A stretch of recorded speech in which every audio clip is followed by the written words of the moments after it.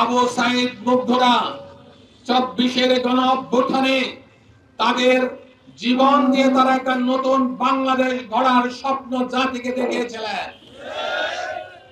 আপনারা জানেন সেই যুদ্ধ সেখান থেকে শুরু হয়ে বেলা 12:30টায় যুদ্ধের সমাপ্তি ঘটেছিল। এখান থেকে যদি ডান দিকে তাকান তাইলে সেই গণভবন, যেই গণভবনে বসে শেখ হাসিনা 15 বছর এই জাতিকে জগদ্দল পাথরের মতো জমে বসেছিল।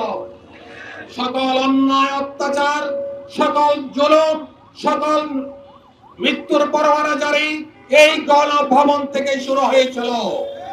অবশেষে 5 আগস্ট আবু সাইদ মুগ্ধদের জীবনের বিনিময়ে, 1400 শহীদের জীবনের বিনিময়ে, 30,000 বঙ্গত্বের বিনিময়ে একটি নতুন স্বাধীনতা আমরা অর্জন করেছিলাম।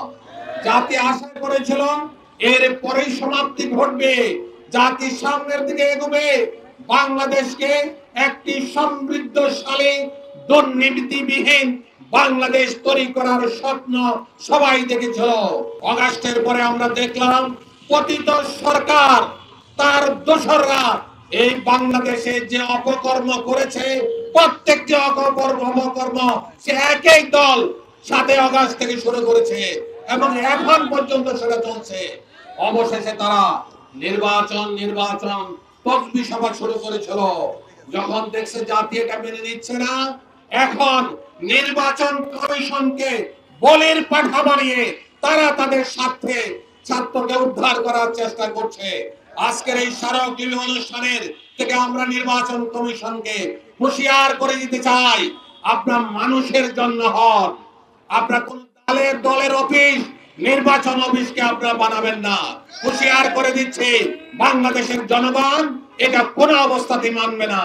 জুলাই সনদকে আইনের ভিত্তি দিতেই হবে।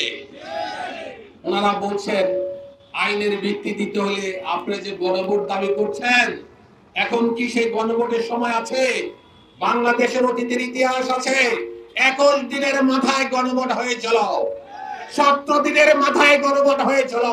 সুতরাং আমরা জামাত ইসলামী নয়, 8টি দল আজকে স্মারকলিপি পেশ করবে। সবার দাবি একটা, নভেম্বরের ভিতরে গণভোট দিতে হবে।